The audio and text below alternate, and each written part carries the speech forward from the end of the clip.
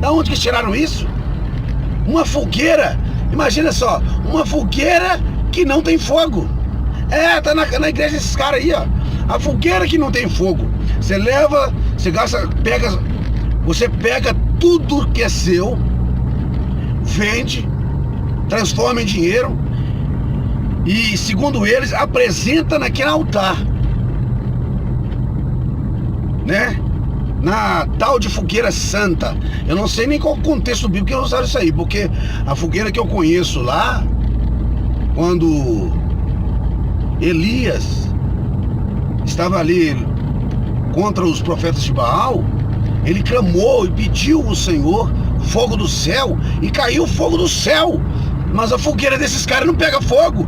Como você coloca uma coisa no altar, né, entre aspas, no altar de Deus, e não tem fogo para queimar aquele sacrifício seu ali? Eu não estou entendendo. Isso é conversa fiada desses caras.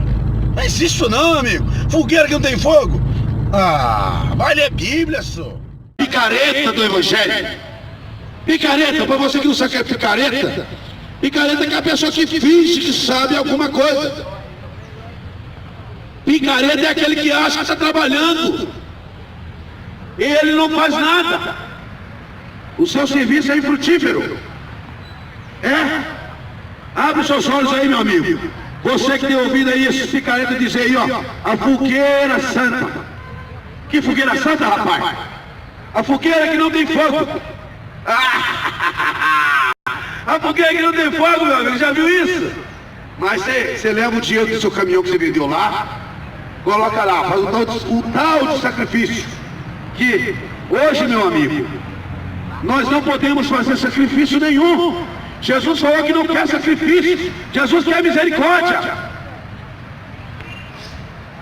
Eu não quero sacrifício, eu quero misericórdia.